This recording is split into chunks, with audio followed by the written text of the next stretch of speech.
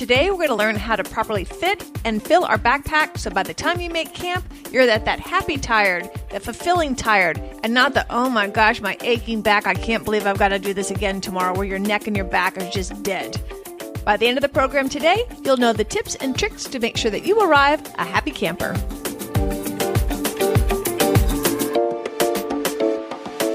Welcome to the Adventure Travel Show podcast. I'm your host, Kit Parks.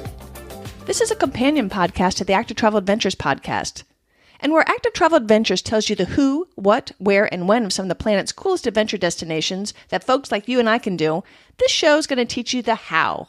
You'll learn great tips and hacks on how to pack, how to train, how to get the best flights, how to choose the right companies, pretty much anything that you need to know how to do in order to maximize your enjoyment of your adventure vacation. Like the Active Travel Adventures podcast, this show comes out on Thursdays, but on alternate Thursdays. So now you can add a little bit of adventure to every week. Be sure to subscribe to both. It's free, and you can find them wherever you listen to podcasts. The very first backpack that I purchased, I had gone to a reputable outfitter.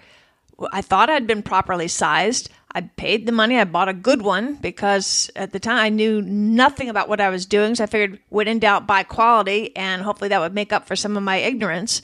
And so when I went out with some friends on some conditioning hikes prior to my very first backpacking experience, they're looking at my pack and they said, something's wrong. And they couldn't quite put their finger on it. They just knew that it didn't look right. And since I knew nothing at the time, I couldn't tell what was wrong. And I had never had a backpack on my back to even know what it was supposed to feel like, to even realize that what I had on was improperly sized for me.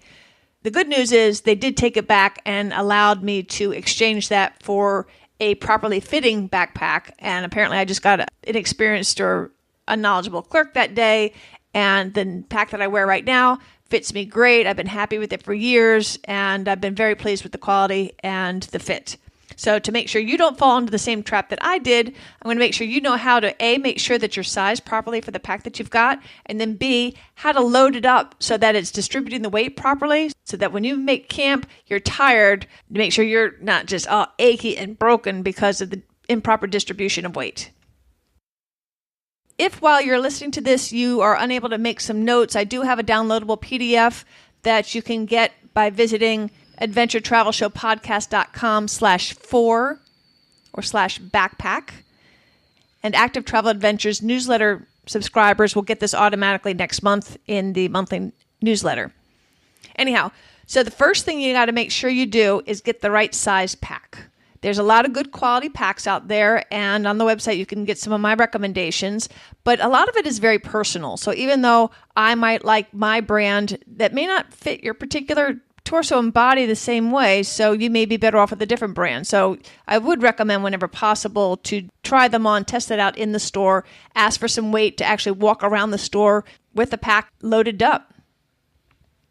So you're going to need a friend to get the proper measurement, because the number one most important measurement is your torso. So you may be tall, you may be short, but you may have a longer torso disproportionate to your body, so you really need to get the exact measurement.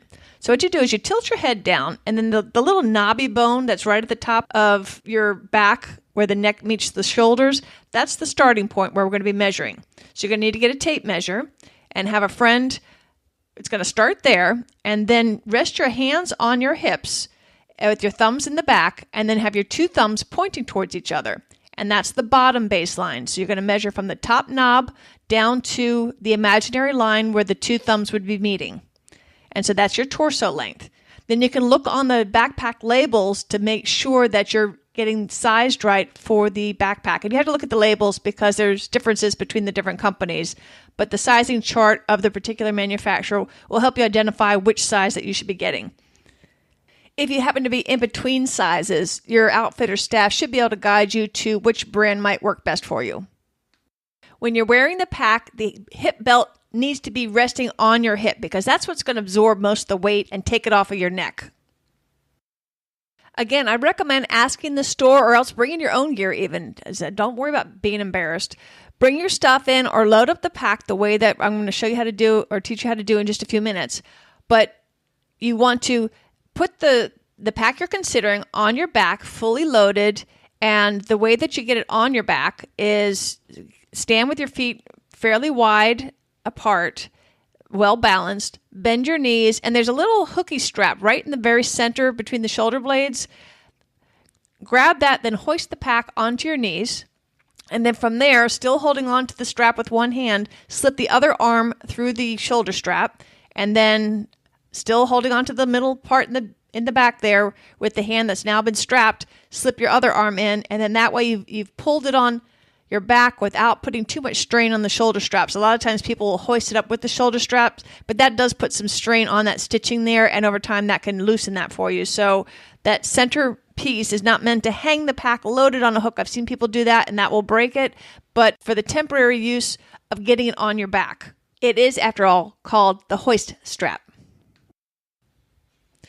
Once you have it on your back, then lean over a little bit, and then put the hip belt, tighten that onto your hips.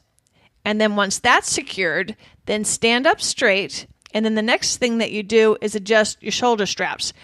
You'll find the shoulder straps on those two big padded sections that you slipped your arms through. So you'll find those and tighten those so they feel nice and snug. Next, you're going to want to adjust your load lifters. These are straps that you're going to find right on top of your shoulders coming from the pack, and you pull those snugly so that they adjust to a 45-degree angle as close as you can to that. And I've actually found as I'm hiking, I'll play around with them and loosen them and tighten them just to kind of give a little bit of relief to my shoulders as the day goes on. Once you've got your hip belts done, your shoulder straps are done, your load lifters are done, now it's time to connect the sternum strap. This is the strap that connects the two parts in the front together and goes across your chest. Once you've got that all done, everything's nice and snug, then slightly loosen your shoulder straps so that it puts a little bit more load onto your hips.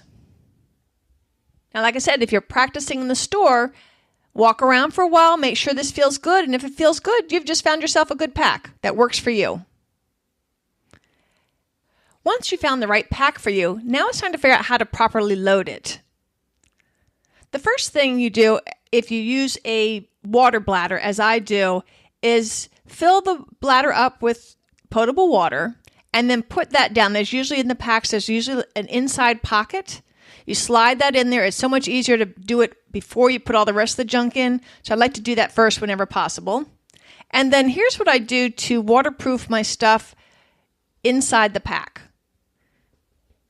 I buy compactor trash bags. They're nice and strong, but if you don't want to buy a whole roll of those and just get a regular old heavy-duty outside garbage bag, one of the big black garbage bags, and line the inside of your pack with that. Some people prefer doing the outside covers.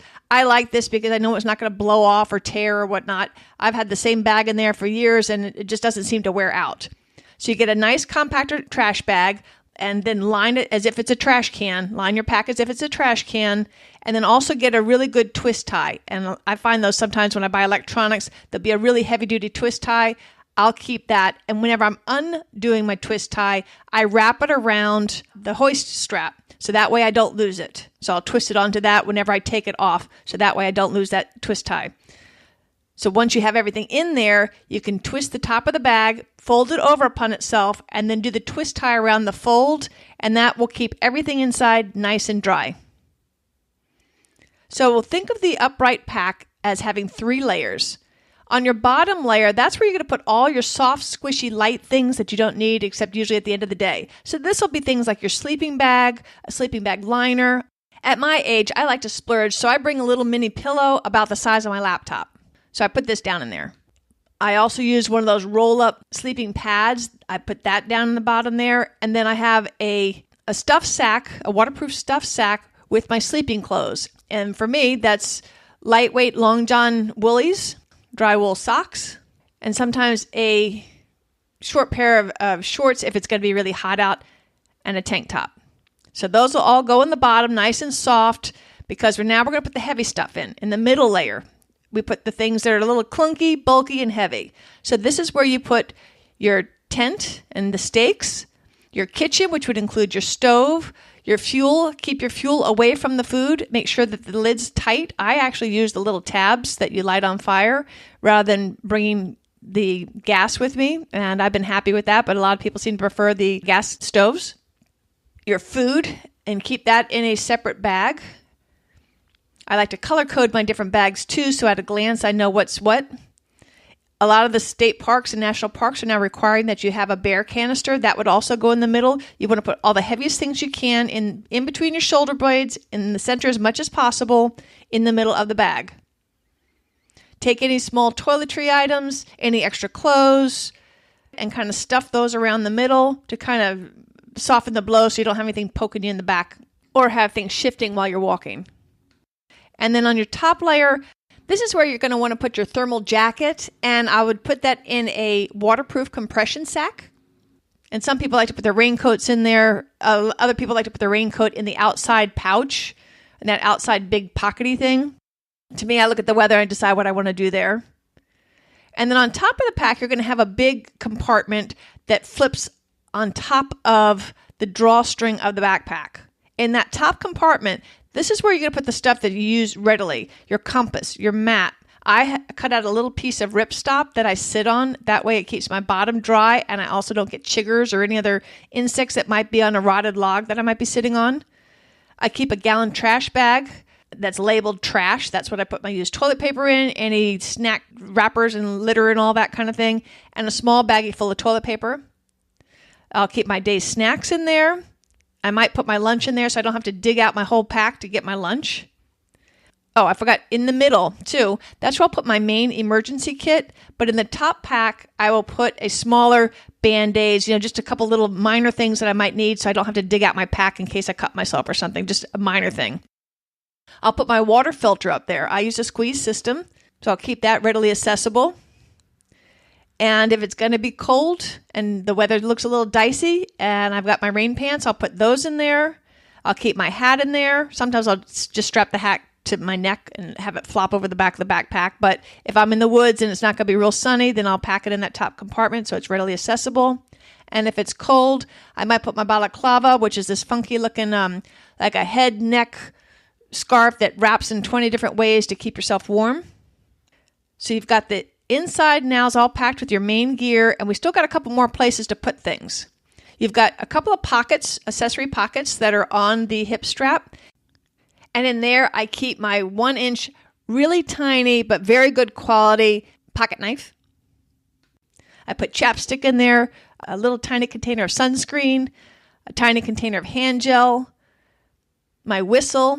And sometimes on one of my packs, the whistle is actually attached to the outer strap, so I could do it without even going into anywhere. I could actually reach it. Should I fall, I'll have my whistle right by my face. And then also they make these little tiny, little bit larger than a ballpoint pen, pump sprays of bug spray. Gratefully, I hardly ever have to use it, but it's nice to know I've got it. And then strap to the pack, as much as possible, try not to strap things to the pack. But if you've got like a big bulky pad, those can go underneath the backpack. There's usually some straps there to do that. Some people like to strap a camp chair. I just don't even bring a camp chair and just find a tree and sit up against that. And again, I have my little ripstop that I sit on.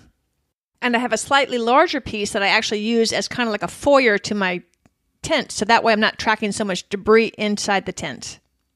I keep this larger piece in the middle of the pack with my tent. If you're unfamiliar with the word ripstop, it's the fabric used to make a lot of the tents that, because it's got embedded this crisscross of really strong fibers, which makes it really difficult to tear, yet it's still super lightweight. So anyway, getting back to the outside of the pack, you really want to avoid putting things on the outside as much as possible. One of the problems with strapping things to the outside of your backpack is they can get snagged on branches, or if you have to do a little limbo to get underneath a fallen tree, you might get caught up. Having things strapped to the outside can make you feel a little off balance and tippy, and might actually make you lose your balance. Not something you want to risk if you're on a cliffside goat trail. And you may not notice if something falls off. Once I lost one of my very expensive Likey hiking sticks by putting them in the back when it was just a very easy terrain. I didn't need my sticks, and so I lost a really expensive and much needed part of my hiking gear. So even though you try not to put anything on the outside, there are a couple items that I do strap to the outside of my pack. Number one is a neon scrap of fabric that I tie just to the top of the back pouch to alert hunters that I'm not a deer or a bear should I be in any kind of hunting territory. The second thing I have on there is a carbuncle that I use both to hang my food at night to keep the bears away, and also which clips my Crocs. So the Crocs, which are super lightweight, not very fashionably pretty, but they make excellent camp shoes, weigh almost nothing, and they let your feet breathe, and they're very comfortable and soft and cushy at the end of the day when your feet are sore and tired. And the only places left that we haven't stuffed anything are the water bottle pouches. And if you listen back to the last episode on water filtration, you'll see that in my pack, it has 2 water bottle sections. If I know I've got plenty of water coming up ahead, I will keep one full so that if my bladder should run out, that I know I have some water left that I can ration until I get to the next water source. If I'm in an area with not much water, then I'll keep both full and the bladder completely full. And we mentioned earlier that some people like to stuff their rain jacket in that outside open pouch. There are occasions where I'll tie my bandana to the back of the pack, usually just to let it dry because I've let it get so filthy that I've rinsed it out in a stream. Where I normally keep it is rolled up tight and then wrapped twice around my wrist and tied. So I have a readily accessible sweat rag and nose rag. Again, I've done a printer-friendly PDF of what we discussed today so that you can bring that with you when you go shopping for a backpack, as well as a checklist to help you get comfortable in packing your backpack in the most efficient way. I hope you found today's episode helpful. I would appreciate any feedback. You can always reach me at kit@activetraveladventures.com. I love hearing from you. I also hope that you will subscribe to the show and share it with your friends. It's a new program. It's hard getting the word out. So as a fellow adventurer, I would appreciate sharing the word on your social and your emails to all fellow outdoor enthusiasts. And remember, there's a new episode of this Adventure Travel Show podcast out every other Thursday on the alternate Thursdays of the Active Travel Adventures podcast. I do hope you'll subscribe to both, and I look forward to seeing you soon. Until then, this is Kit Parks. Adventure on!